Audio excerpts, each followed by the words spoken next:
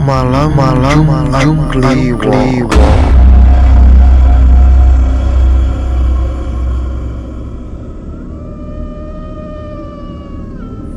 Malam Jumat Kliwon di Indonesia memiliki reputasi yang menakutkan. Seringkali dikaitkan dengan cerita-cerita horor dan kepercayaan mistis. Bagi banyak orang, malam tersebut dipercaya memiliki kekuatan supernatural yang lebih kuat dibandingkan malam-malam lainnya, menjadikannya waktu yang ideal untuk menceritakan kisah-kisah seram.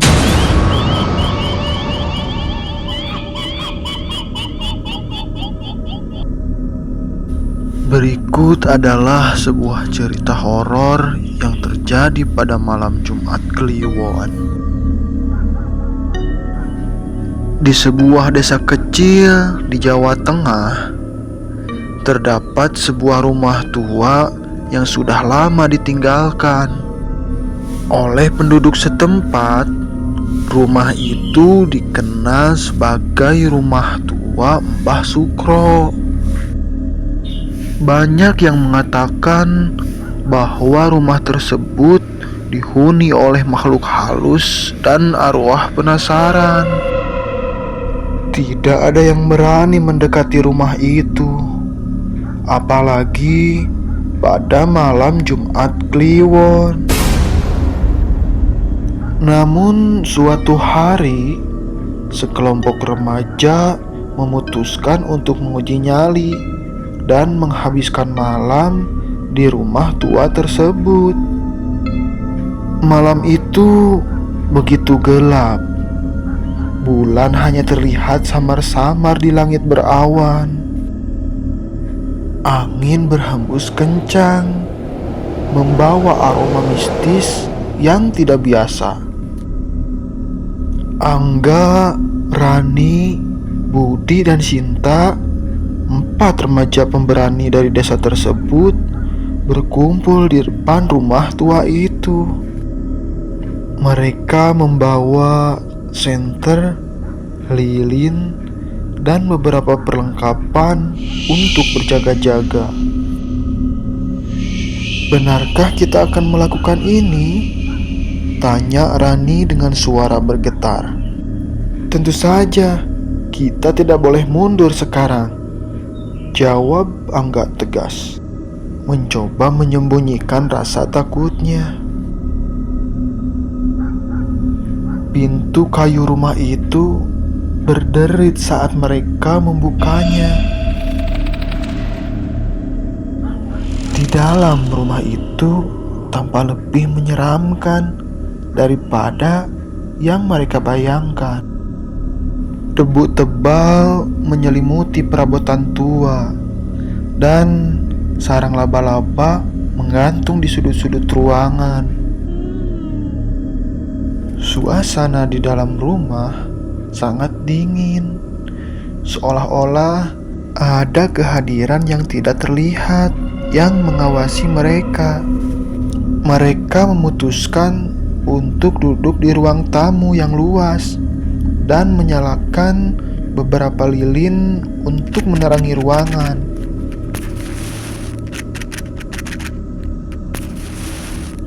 Budi, yang dikenal sebagai orang yang paling pemberani di antara mereka, mulai bercerita tentang rumah tua Mbah Sukro. Mbah Sukro adalah seorang dukun sakti yang sangat dihormati. Namun ada desas-desus bahwa dia menguasai ilmu hitam dan sering berhubungan dengan makhluk gaib. Suatu malam Jumat Kliwon, dia ditemukan tewas secara misterius di rumah ini. Dan sejak itu, banyak yang mengatakan bahwa arwahnya menghantui tempat ini. Tiba-tiba Suara langkah kaki terdengar dari lantai atas. Mereka semua saling memandang dengan wajah pucat. Siapa itu? Bisik Sinta dengan suara gemetar. Angga berdiri dan berkata, "Aku akan memeriksanya. Mungkin itu hanya tikus." Dengan langkah hati-hati, Angga menaiki tangga yang menderit menuju lantai atas. Rani, Budi, dan Sinta menunggu dengan cemas di bawah. Waktu terasa berjalan sangat lambat, dan ketegangan semakin meningkat. Penampakan pertama saat Angga mencapai lantai atas, ia melihat sebuah bayangan melintas di ujung koridor. Jantungnya berdegup kencang,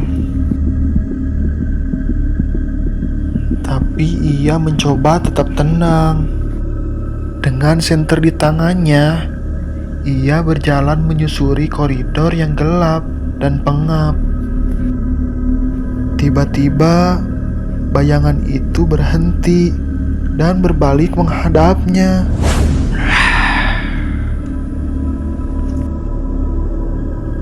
Pakaian wanita itu compang-camping dan tampak berlumuran darah. Angga menahan nafasnya saat ia melihat sosok seorang wanita tua dengan wajah pucat dan mata yang menatap tajam ke arahnya. Angga merasa kakinya lemas dan hampir jatuh. Tapi ia berhasil mengendalikan diri dan berlari kembali ke arah bawah. Dia ada di sini. Aku melihatnya. Teriak Angga saat mencapai lantai bawah. Teror semakin mengerikan. Mereka semua ketakutan. Tetapi mereka tahu bahwa mereka harus tetap bersama. Suara langkah kaki dan bisikan-bisikan aneh terus terdengar di sekitar mereka. Lilin-lilin mulai berkedip-kedip dan akhirnya padam satu-satu, membuat ruangan menjadi gelap gulita. Di tengah kegelapan, mereka merasakan hawa dingin yang semakin menusuk tulang. Rani mulai menangis ketakutan, sementara Sinta berusaha menenangkannya. Budi mencoba menyalakan kembali lilin-lilin yang ada, tetapi tidak berhasil. Ini bukan ide yang bagus. Kita harus keluar dari sini, kata Budi dengan suara gemetar. Namun, saat mereka mencoba membuka pintu itu tidak bisa dibuka. Mereka terjebak di dalam rumah tua yang penuh dengan teror. Tiba-tiba, suara keras terdengar dari arah dapur.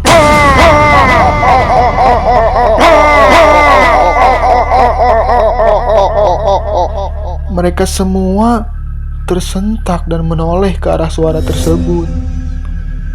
Dengan hati-hati, mereka berjalan menuju dapur dan menemukan pintu dapur yang terbuka lebar.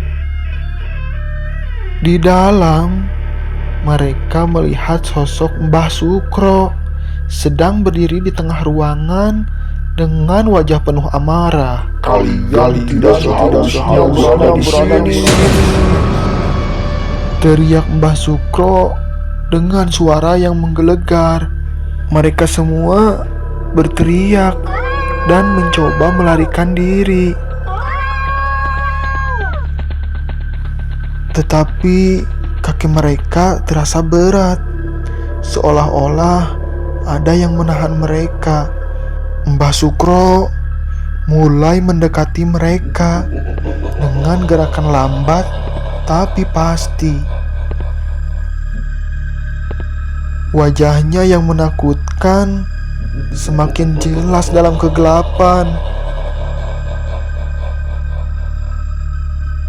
Saat Mbah Sukro semakin dekat, Sinta tiba-tiba ingat sesuatu. Dia pernah mendengar bahwa arwah Mbah Sukro hanya bisa ditenangkan dengan doa. Dengan cepat, dia mulai membaca doa yang dia ingat dan yang lainnya juga mengikuti.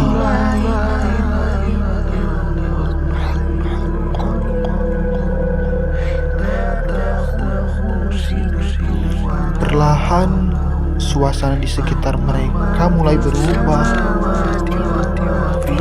Angin kencang berhenti dan suara-suara aneh menghilang.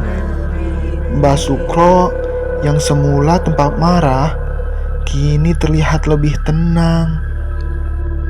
Perlahan, sosoknya memudar dan menghilang.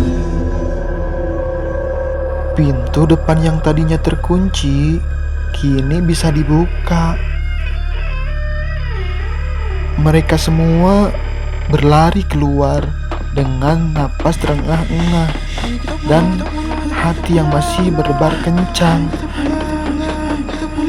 Mereka tidak percaya bahwa mereka berhasil keluar dengan selamat. Keesokan harinya, mereka menceritakan pengalaman mereka kepada penduduk desa. Banyak yang tidak percaya, tetapi ada juga yang yakin bahwa mereka memang telah bertemu dengan arwah Mbah Sukro. Sejak malam itu, tidak ada lagi yang berani mendekati rumah tua tersebut, apalagi pada malam Jumat Kliwon. Bagi Angga, Rani, Budi, dan Sinta, pengalaman tersebut menjadi pelajaran berharga tentang keberanian dan ketakutan, serta tentang kekuatan doa dalam menghadapi teror yang tak terlihat. Itulah cerita horor malam Jumat Kliwon di rumah tua yang penuh misteri. Semoga cerita ini dapat membuat bulu kuduk Anda merinding dan menambah kekayaan cerita-cerita seram yang sering kita dengar di sekitar kita.